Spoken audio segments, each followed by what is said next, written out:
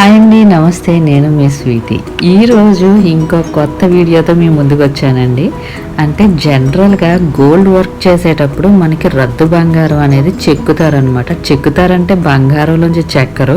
ఒక వస్తువు చేసినప్పుడు చెక్కేటప్పుడు రద్దు బంగారం అనేది కిందకు పడిపోతూ ఉంటుంది అన్నమాట. దాన్ని అంతటినీ కూడా ఒక దాంట్లో స్టోర్ చేసి ఆ బంగారాన్ని మళ్ళా కరిగి ముద్ద చేసి అది ఎంత ఉంది అని తూకం వేసి చెప్తారనమాట. సో ఆ రద్దు బంగారాన్ని ఈరోజు ఎలా మళ్ళీ ముద్దగా చేస్తారు, దాని ప్రాసెస్ ఏంటి, ఆ ప్రాసెస్లో యూజ్ చేసేవి ఏంటి అనేది ఈ వీడియోలో అయితే చూపిందాం అనుకుంటున్నానండి. కాకపోతే ఈ వీడియోలు మాకెందుకు అని అనుకోవచ్చేమో, జస్ట్ నేను సరదాగా చూపిస్తున్నానండి.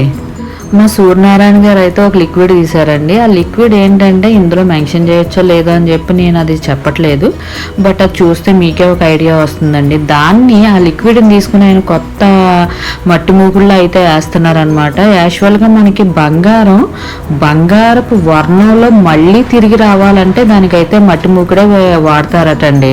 సో నాకు కూడా తెలియదండి. సో ఆ రెండింటిని కలిపి ఇప్పుడు ఆ చెక్కుడు ఏదైతే ఉందో, హారాలో నుంచి చెక్కిన బంగారం ఏదైతే ఉందో అదంతా కూడా ఆయన నీట్గా ఒక చిన్న దాంట్లోకి ఒక చిన్న చాట ఉంటుంది. సో ఆ చాటలోకి ఆయన ఎత్తి ఆ బంగారాన్ని అంతా కూడా అందులో కలిపేస్తున్నారనమాట అండి. చెక్కుడు బంగారం ఏదైతే ఉందో ఆ బంగారం అంతా కూడా మట్టితో కలిసిపోయినట్టు, మట్టి బంగారం రెండు సమానంగా కలిసిపోతాయండి.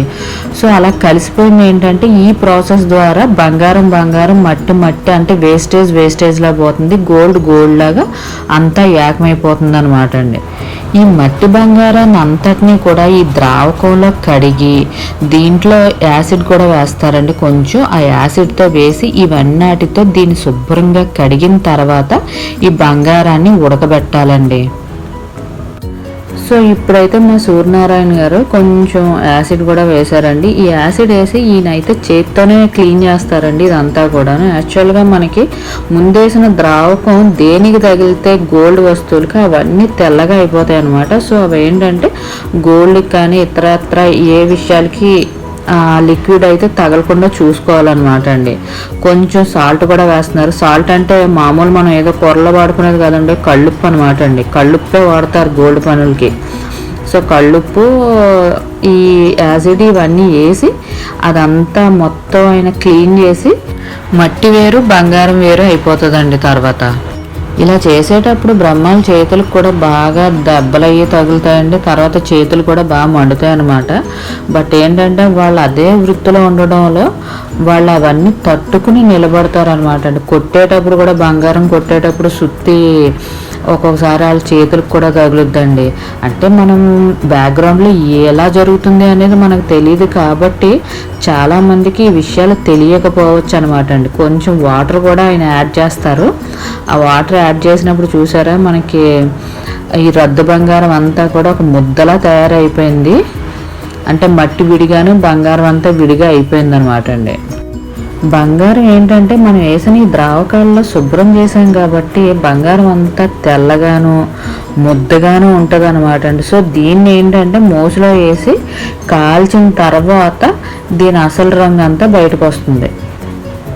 ఇంకో విషయం ఏంటంటే దీనికి మట్టి మూకుడు ఎందుకు వాడతారు ఈ ప్రాసెస్ కంటే, మనం వేసిన ద్రావకం చేతులకి అది పట్టకుండా ఉండడం కోసం ఇలా మట్టి మూకుడిని అయితే యూజ్ చేస్తారండి.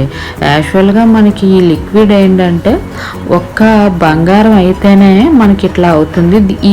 ఈ లిక్విడ్ మళ్ళీ వెండికి యూజ్ చేస్తే ఉపయోగపడదు, ఒక్క గోల్డ్కి మాత్రమే ఉపయోగపడుతుంది అనమాట. సో ఇప్పుడు దీన్ని మోసులో వేసి ఈ బంగారాన్ని మళ్ళీ కాలుస్తారనమాట అండి. ఇప్పుడు కొంపటైతే రాజేసి ఈ మోసుని అందులో పెట్టి, అంటే మోసులు వేసిన బంగారంతో సహా అందులో పెట్టి కాలుస్తారు. ఏంటంటే మనం యాక్చువల్గా దీన్ని శుభ్రం చేసేటప్పుడు వాడిన లిక్విడ్స్ ఏంటంటే ఆ పొగ ఇల్లంతా పట్టకుండా కొంచెం ఓపెన్ ప్లేస్లో పొగ అంతా పోయేలాగా ఓపెన్ ప్లేస్లో పెట్టి కొంపట పెట్టి కాలుస్తున్నారండి. ఇలా కాల్చిన తర్వాత మనకి బంగారం అనేది మనకి ఒరిజినల్ బంగారపు రంగులో మళ్ళీ మనకి తిరిగి వస్తుంది. మనం ఇలా కుంపడి పెట్టి కాల్చేటప్పుడు కొబ్బరి చెప్పులను యూజ్ చేస్తారండి. ఊక మీద కొబ్బరి చెప్పులు వేసి కాలుస్తారు. జనరల్గా కొబ్బరి చెప్పులు అంటే మన ఇంట్లో పాడేసే కొబ్బరి చెప్పులు కాదండి. ఈ పనికైతే కొబ్బరి చెప్పులతో సహా అన్నీ సపరేట్ అనమాట. సో ఫైనల్గా మనకైతే బంగారం అంతా ముద్ద అయిందండి. ఆ ముద్దని మనం తీసి నీళ్ళల్లో చల్లార్చిన తర్వాత చూసుకోవాలి. అంతేకాదు మనం బంగారం తీసేసాం కదా, మోసలు ఇంకేమీ లేదనుకోవడానికి లేదు. మోసలు ఇంకేమన్నా ఉందా అని కూడా జాగ్రత్తగా చూసుకుని మనం ఈ బంగారాన్ని అంతా ఏక ముద్ద కింద చెయ్యాలి.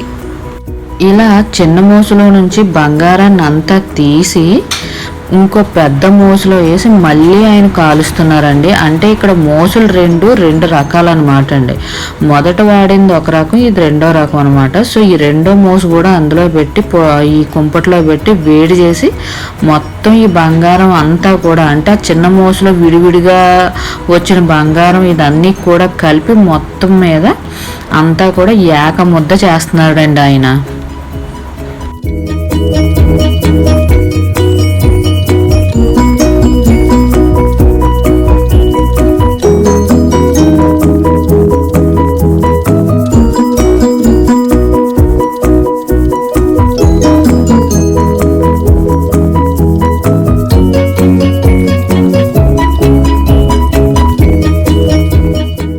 ఇలా బంగారం కరిగిన తర్వాత కొంచెం నీళ్లు జల్లి ఆ కుంపటిని అయితే ఆయన ఆఫ్ చేశారండి. ఆఫ్ చేసిన తర్వాత పొడి చేసి పెట్టుకున్న నవాసారం అయితే ఆ బంగారం మీద జల్లి ఈ బంగారం అంతా కూడా ముద్ద చేస్తారండి. ఇప్పుడు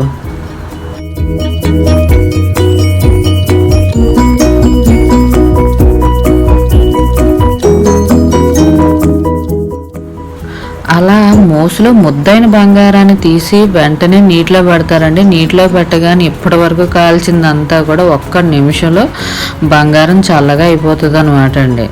సో ఫైనలీ మనకి రద్దు బంగారం అయితే ముద్ద బంగారం కింద చేసేసారండి. సో ఇంకో మంచి వీడియోతో మీ ముందుంటాను, మీ స్వీటీ.